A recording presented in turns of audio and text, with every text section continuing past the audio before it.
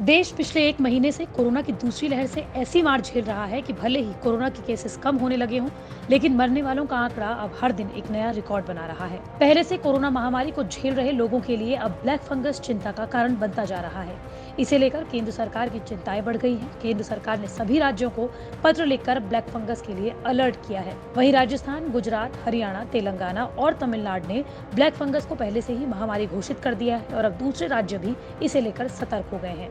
Indian council of medical research से लेकर AIIMS लोगों के लिए गाइडलाइंस भी जारी कर रहा है। वहीं दूसरी ओर हरियाणा सरकार ने स्टेरॉइड की बिक्री पर भी बैन लगा दिया है। लेकिन अगर आपको ये मालूम नहीं है कि स्टेरॉइड और म्यूकोमाइकोसिस यानी ब्लैक फंगस में आखिर संबंध क्या है, जिसकी वजह से हरियाणा सरकार ने स्टेरॉइड की बिक्री पर रोक लगा दी है।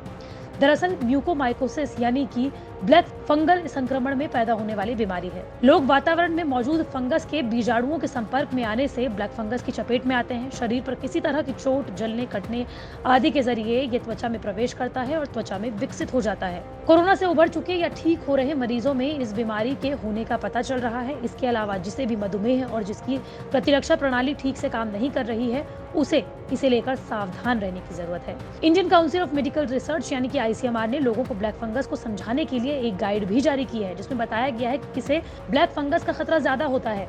अनियंत्रित मधुमेह वाले लोगों को, कोरोना का इलाज कराने वाले वो लोग जो स्टेरॉइड खाते हैं, जिनकी प्रतिरक्षा प्रणाली कमजोर हो जाती है, लंबे समय तक ICU अस्पताल में रहने वाले लोग, कैंसर के मरीज, वोरिकोनाजोल थेरेपी कराने वाले लोग यानी कि गंभीर फंगल संक्रमण का इलाज कराने वाले लोग। हरियाणा सरकार ने आदेश जारी करते हुए कहा कि अब कोई भी दवा विक्रेता किसी भी तरह के स्टेरॉइड ऐसे ही किसी व्यक्ति को नहीं बेचेगा। सिर्फ प्रशिक्षित डॉक्टर की सिफारिश पर ही स्टेरॉइड की बिक्री होगी। इतना ही नहीं, दवा विक्रेता को स्टेरॉइड की सभी बिक्री का रिकॉर्ड रखना होगा। किसी को बिना डॉक्टर की सलाह पर स्टेरॉइड बेचने पर लाइसेंस रद्द कर दिया जाएगा और FIR दर्ज की जाएगी।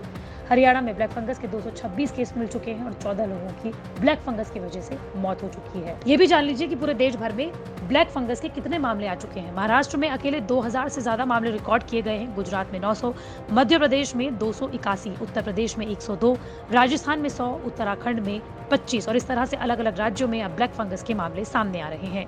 लगातार बढ़ते संकट के बीच एम्स ने एक गाइडलाइन जारी की है जो ब्लैक फंगस को पता लगाने और इसके इलाज के लिए मदद कर सकती है। इसमें बताया गया है कि जिन मरीजों को डायबिटीज की बीमारी है, डायबिटीज होने के बाद स्टेरॉइड दवाइयों का सेवन करते हैं, उनको खतरा ज्यादा है। कैंसर का इलाज करा रहे मरीज या किसी पुरानी बीमारी से पीड़ित मरीजों में ज्यादा रिस्क है।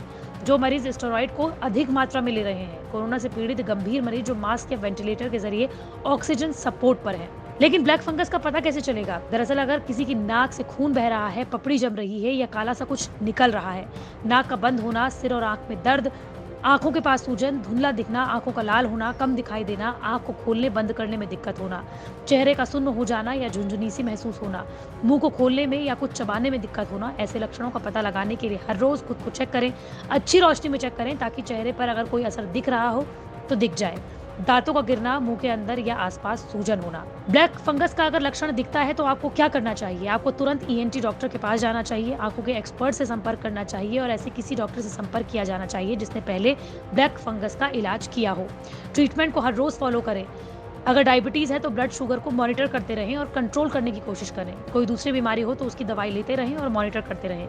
खुद ही स्टेरॉइड या किसी अन्य दवाई का सेवन ना करें। डॉक्टर की सलाह पर ही इलाज शुरू करें। डॉक्टर की सलाह पर MRI या CT स्कैन कराएं। आंख नाक की जांच जरूरी है। आपको बता दें कि देश के अलग अलग राज्यों के साथ साथ देश की राजधानी दिल्ली में भी ब्लैक फंगस के मामले बढ़ रहे हैं, जिसे देखते हुए अब सरकार जल्द ही इसे महामारी घोषित दिल्ली में भी कर सकती है। आपको बताते चले कि देश के अलग अलग राज्यों में ब्लैक फंगस को एपिडेमिक घोषित कर दिया गया है।